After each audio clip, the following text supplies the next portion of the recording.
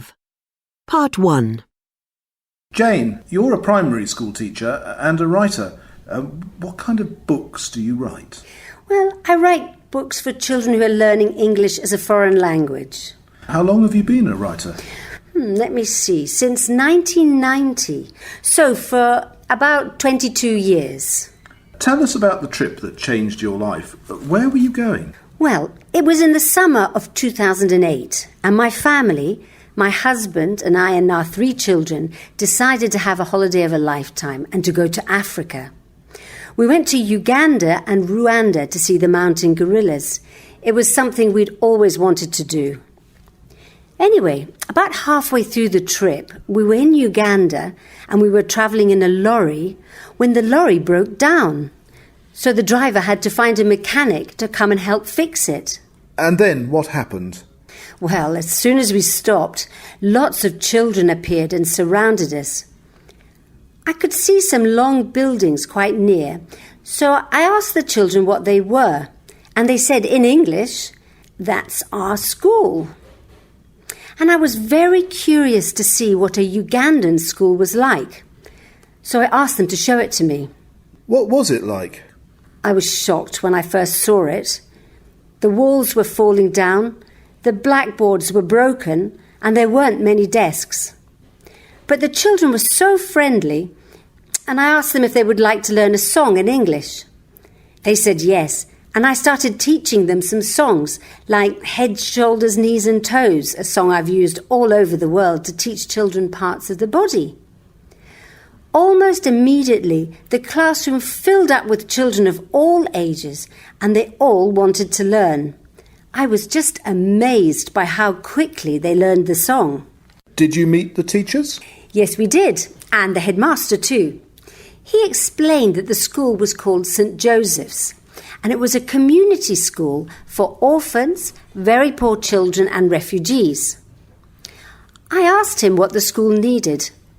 I thought that he might say, "We need books or paper," and then later we could send them to him. But actually, he said, "What we need is a new school." And I thought, yes, of course, he's right. These children deserve to have better conditions than this to learn in. So when I got back home, my husband and I, and other people who were with us on the trip, decided to set up an organisation to get money to build a new school. 1.46. Part 2. So, Adelante Africa was born.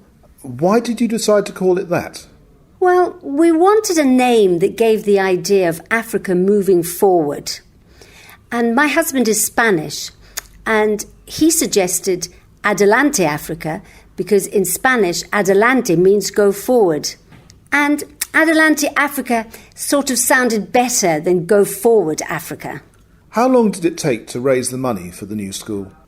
Amazingly enough, not long really, only about 2 years. The school opened on the 14th of March 2010 with 75 children. Today it has nearly 500 children. That's great. I understand that since the new school opened, you've been working on other projects for these children. Yes. When we opened the school, we realised that although the children now had a beautiful new school, they couldn't really make much progress because they were suffering from malnutrition, malaria, things like that. So we've been working to improve their diet and health. And at the moment, we're building a house where children who don't have families can live. And are your children involved in Adelante Africa too? Yes, absolutely. They all go out to Uganda at least once a year.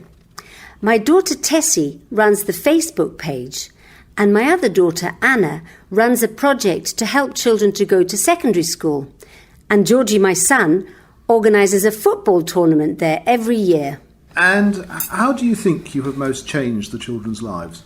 I think the school has changed the children's lives because it has given them hope. People from outside came and listened to them and cared about them. But it's not only the children whose lives have changed. Adelante Africa has also changed me and my family. We have been very lucky in life. I feel that life has given me a lot. Now I want to give something back. But it's not all giving. I feel that I get more from them than I give. I love being there. I love their smiles and how they have such a strong sense of community. And I love feeling that my family and the other members of Adelante Africa are accepted as part of that community. And do you have a website? Yes, we do. It's www.adelanteafrica.com. We've had the website for about 4 years. It was one of the first things we set up.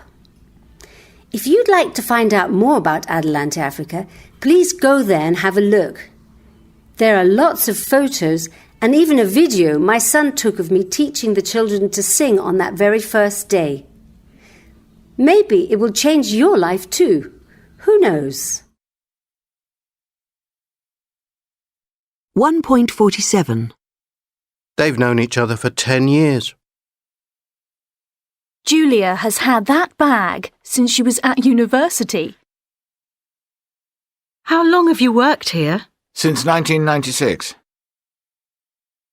How long has your brother had his motorbike? For about a year. 1.48. 1. How long have you been learning English? Nick has been working here since April. They've been going out together for about 3 years. 2. Your eyes are red. Have you been crying? No, I've been cutting onions. 1.49. 1. How long have you been learning French? 2. I've been learning French for 3 years. 3. How long has it been raining? 4. It's been raining since lunchtime. 5. How long have you been waiting? 6. I've been waiting for half an hour. 1.50. 1. It's snowing. How long has it been snowing? 2. I'm learning Russian.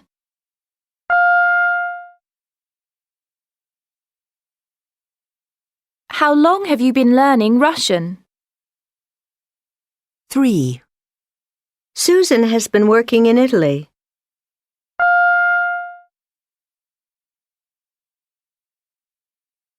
How long has Susan been working in Italy?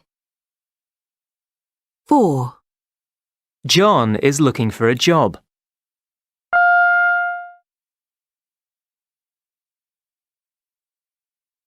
How long has John been looking for a job? 5.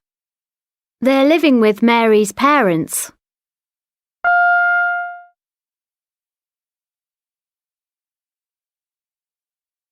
How long have they been living with Mary's parents? 6. I'm going to salsa classes.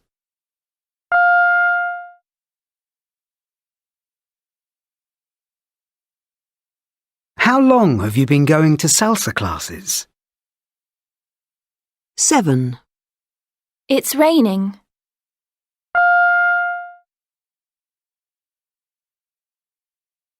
How long has it been raining?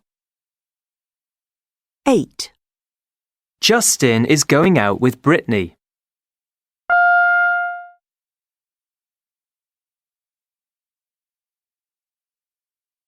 How long has Justin been going out with Brittany? 1.51. Phone call 1. Everything went wrong. I only managed half a day on Wednesday, the first day, and on Thursday we started late, so I'm already behind. I've been suffering from the heat. It's absolutely boiling and the humidity is 100% at lunchtime. I went the wrong way and I had to paddle against the current. I was exhausted. They asked me, "Do you want to give up?" But I said no, because I've also been having a wonderful time. There are pink dolphins, pink, not grey, that come close to the boat. I think that if I can do 100 kilometres a day, then I can make it. Phone call 2. I've been on the Amazon for a week now, and I've been paddling for 6 out of the 7 days. The river is incredibly wide, and it's very hard to paddle in a straight line. The water is so brown that I can't see my paddle once it goes under the surface. It looks like melted chocolate. I start at 5:30 in the morning, and I paddle for at least 10 hours, from 5:30 a.m. until dark, with only a short break for lunch. My hands have been giving me problems. I have big blisters. I now have them bandaged in white tape. I'm usually on the water for at least 10 hours. It's boring at times, exciting at others. I listen to music on my iPod. I've been listening to Don't Stop Me Now by Queen to inspire me. Phone call 3. I haven't been feeling very well this week. The problem is heat exhaustion. They say it's because I haven't been drinking enough water. I've been travelling 100 kilometres a day, which is my target. But yesterday, after 84 kilometres, I was feeling sick and my head was aching and I had to stop and rest.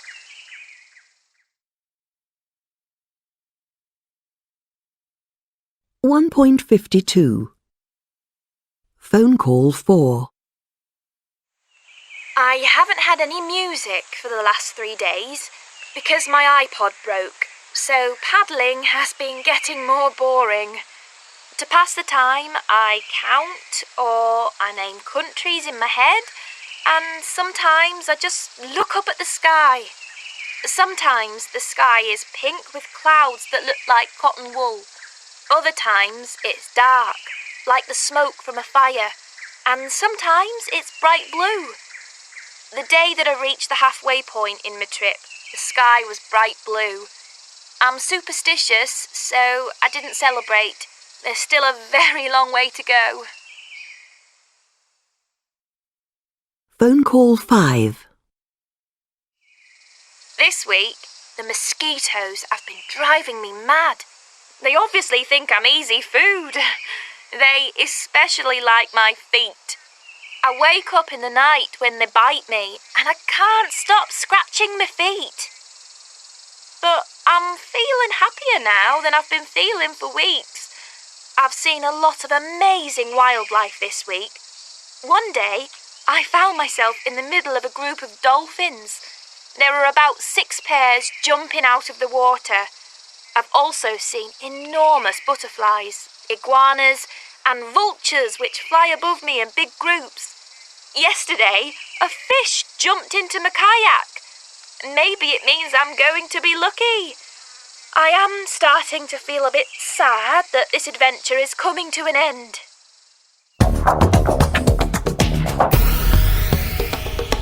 And finally, on the news, BBC presenter Helen Skelton has successfully completed her 3,200-kilometre journey down the Amazon River in a kayak. She set off from Nauta in Peru 6 weeks ago on a journey which many people said would be impossible. But yesterday, she crossed the finish line at Almarim in Brazil to become the first woman to paddle down the Amazon. Here's Helen. It's been hard, but I've had an amazing time. The only thing I've really missed is my dog, Barney. So the first thing I'm going to do will be to pick him up and take him for a nice long walk. 1.53 1. Was Lisa's father angry about the car? Yes, he was furious. 2. Is Oliver's flat small? Yes, it's really tiny.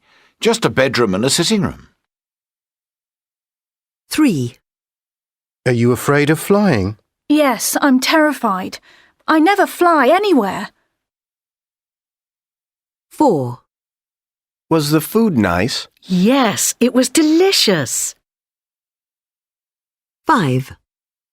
Are you very hungry? I'm starving. I haven't eaten all day. 6. Is your parents' house big? It's enormous. It has 7 bedrooms. 7. Was it cold in Moscow? It was freezing. Minus 20 degrees.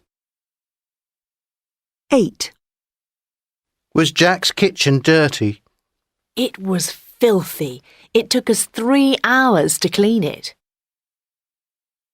9. Are your parents happy about the